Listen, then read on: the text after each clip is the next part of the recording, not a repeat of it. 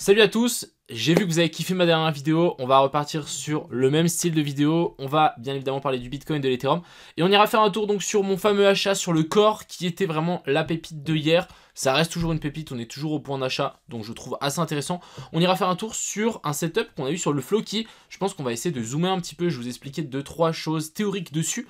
Et bien évidemment, on va parler de 2-3 autres setups qui me semblent assez intéressants de parler, mais vraiment niveau trading. Je rappelle qu'une fois, on est là pour du trading. On est là aussi pour essayer de devenir un peu l'avenir, mais l'objectif c'est quand même de prendre des trades au final, donc c'est ce qu'on va se focus dessus. J'espère que ce genre de vidéo les gars vous plaît, n'hésitez pas à me redire ce que vous en pensez dans les coms, et merci à tous ceux qui me soutiennent les gars, on est parti. Crypto, Avant de commencer, je tenais à vous dire qu'il y a BitGet qui ont lancé leur deuxième token, c'est le BWB, c'est le token lié à leur wallet, donc ils ont créé un wallet comme Metamask, mais BWB. Donc moi j'en ai 50 000, donc c'est quand même un assez gros bag, je pense que ça peut vraiment aller to the moon, comme vous avez vu, je pense, le le BGB, qui est du coup la dernière crypto de BitGet. On peut le voir que en fait finalement elle a fait que de s'envoler vers le haut. Vraiment on est sur quelque chose de assez coriace et assez violent par rapport au listing. Donc clairement moi je vais vraiment hold cette crypto, donc le BWB, et ça m'étonnerait pas qu'il explose comme ce qu'on est venu faire sur le BGB. Donc voilà, encore une fois c'est pas un conseil en investissement du tout. Moi c'est juste l'objectif c'est d'être le plus franc et transparent avec vous. Je vous dis que j'en ai, point barre, et puis je vous dis aussi pourquoi j'en ai, et puis voilà, après vous en faites ce que vous voulez. Voilà, on va parler directement du BTC qui galère un petit peu à passer ce dernier plus haut. Donc on est venu faire quoi?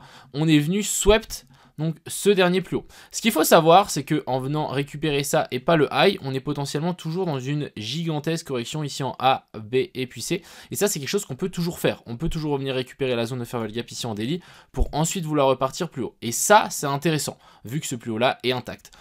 Personnellement, je pense pas qu'il va rester intact. On a quand même beaucoup de liquidités ici qui sont au nord, donc je verrais bien une petite poussette, une petite, ouais, vous avez compris, un petit pump vers le haut. De plus, ici, on avait quelque chose de quand même assez intéressant hier. Le fait que, en fait, ce plus haut là s'est arrêté en fait avant la prise de liquidité qu'on avait là. Donc c'est comme si on avait créé en fait un equal high, et c'est comme si on avait créé une poche de liquidité. Et en plus, ce qu'on est venu faire après droit derrière, c'est qu'on est redescendu dans la zone OTE, et depuis cette zone OTE, on a juste explosé, on est venu récupérer le high. Donc pour moi, en fait ici on avait un setup assez intéressant et finalement assez facile à longue, et simplement target la poche de liquidité qu'on avait laissée juste ici au-dessus. Maintenant on va y zoomer un petit peu plus, vous allez voir c'est un peu plus tricky, mais en gros, si on continue cette structure, on est quand même venu refaire un nouveau plus haut. Ensuite ici, on est venu aussi faire un nouveau plus haut par rapport à ça. Donc c'est comme si ici, finalement, on avait notre COS et notre boss, qu'on soit d'accord ou pas. On est revenu chercher l'order block qu'on avait là. Donc pour le moment, ça a l'air de tenir, mais en théorie, si on suit du coup la théorie, là on a une inversion de structure dans la tendance qui est haussière.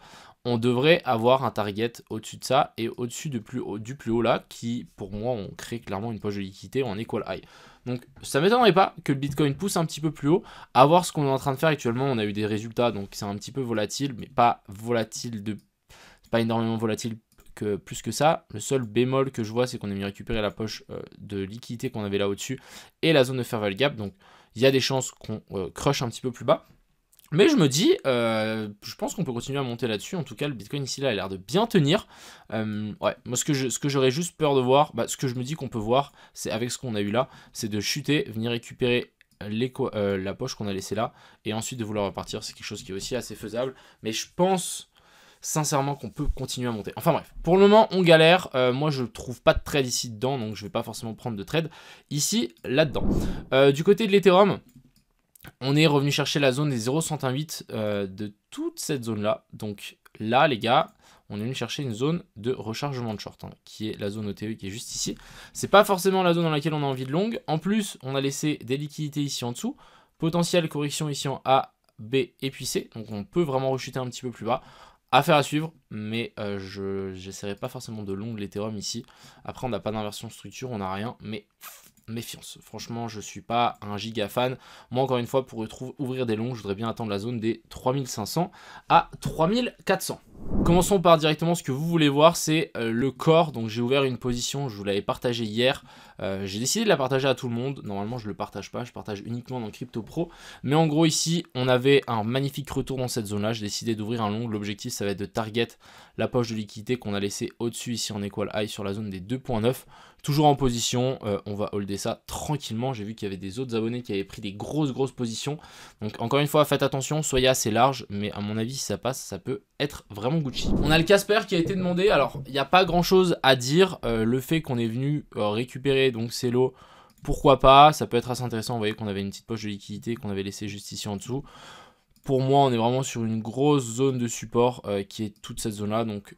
en théorie, on devrait rebondir là-dessus. Si on commence à s'accumuler là, juste en dessous, ça pourrait être vraiment un peu mal. Et je vois qu'on a une autre poche de liquidité juste ici. Donc à voir si on peut pas venir la récupérer avant de repartir. Mais pour moi, on est sur une très belle zone de support. Donc ça devrait tenir en théorie. Je voulais parler du Floki parce qu'on avait quand même un trade assez intéressant à prendre. Donc je vous montre ça. En gros, ici en 15 minutes, on avait eu une prise de liquidité. Donc ici, vous voyez qu'on a fait un petit equal low. Prise de liquidité, et ensuite ici, on était venu faire un boss. Et moi, j'avais dessiné ça, j'avais dit qu'on pouvait largement redescendre à partir de cette zone-là pour venir récupérer la zone de fair value gap qu'on a juste ici en dessous. Et ensuite, vouloir repartir vers le haut. Malheureusement, en fait, on est d'abord venu récupérer la poche de liquidité qu'on avait là. Donc, prendre le trade et prendre le long qu'on a laissé juste ici où on vient chercher la zone OTE.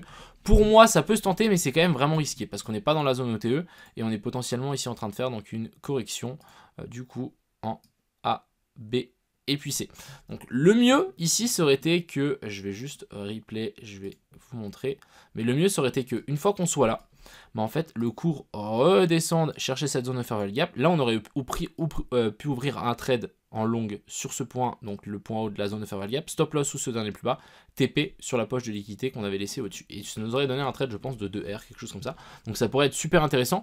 Malheureusement, il a décidé de d'abord venir récupérer la liquidité et ensuite de chuter. Donc là, le trade est beaucoup moins intéressant. Il peut se tenter, mais il est risqué. Ici, du côté du injectif, pour le moment, on se fait front run, mais on va garder espoir, on va patienter. La zone de fair value gap ici en 4 heures qui est toujours intacte.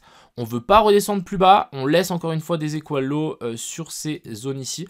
Donc personnellement, moi je vais simplement attendre tranquillement. Et si un jour on y revient, là ça pourrait être un trade à prendre. Si on n'y revient pas, c'est pas bien grave. Le truc que j'aurais peut-être dû prendre et que j'ai vu un petit peu par après, c'est ici. On a eu une petite inversion de structure. Donc là, on a vraiment eu notre COS, notre boss. On a eu la remontée, on est redescendu chercher la dernière zone de liquidité qu'on avait là et la zone de fair value gap. Et ensuite ici, ça a moon tout seul. Donc là, on avait quelque chose d'assez intéressant. Moi, je l'ai raté et aussi, je voulais pas forcément le prendre parce que pour moi, on n'était pas dans la zone intéressante. Mais si on suit vraiment, je pense, la théorie, on aurait dû le prendre parce que bah, on était revenu chercher la zone des 0,118. Donc zone des 0,118, donc zone OTE, plus inversion structure, c'est quelque chose qu'on peut largement prendre. Après, c'est sûr qu'on aurait pu peut-être descendre un petit peu plus bas. Mais voilà, de temps en temps, si on n'est pas trop gourmand, il y a des trades qu'on... si on est trop gourmand, il y a des trades qu'on rate malheureusement. Et aussi un autre truc que je voulais vous dire, les zones les plus importantes, donc c'est d'abord zone OTE, ensuite c'est prise de liquidité. Donc si on a une zone OTE qui a été touchée, et une prise de liquidité qui a été faite et qu'ensuite on fait une inversion structure, c'est good. Si, et c'est vraiment, je veux vraiment vous faire un ordre, c'est d'abord zone OTE, ensuite liquidité, ici vous voyez que bah, la liquidité a été prise, ensuite fair value gap, et ensuite zone d'order block. Mais pour le moment ici, vraiment concentrez-vous sur d'abord la zone ETE et inversion structure, c'est ça pour moi le plus important. Et on va finir sur le NIR qui est pour moi extrêmement intéressant. Pourquoi? Bah parce que peut-être on est dans une impulsive ici, donc petite analyse de All Street Bets, donc une potentielle 1, 2, 3, 4, 5 et on pourrait vraiment s'envoler jusqu'à 14. Et c'est pour ça que si on arrive à avoir cette entrée ici avec cette petite inversion structure, on revient récupérer la grosse zone de fair value gap qu'on a laissé ici dans la zone OTE et qu'on arrive à trouver un long, imaginez hold ce trade un certain temps. Je pense vraiment que si on arrive à accumuler notre entrée ici avec un trade qui monte, je sais pas, jusqu'à 14, on peut se retrouver avec un RR de plus de 20 $. Donc ça pourrait être excellent et super intéressant. Donc ça c'est vraiment quelque chose que je vais surveiller dans les jours à venir. C'est le NIR, un retour dans cette zone de fair value gap ici pourrait être super intéressant. J'espère encore une fois que cette vidéo plutôt trading vous a plu. N'hésitez pas à me le faire savoir avec un petit pouce en l'air. Et si vous voulez en voir d'autres, n'hésitez pas à vous abonner. Sur ce les gars, je vous souhaite à tous une agréable soirée. C'était Crypto Mignon. Ciao.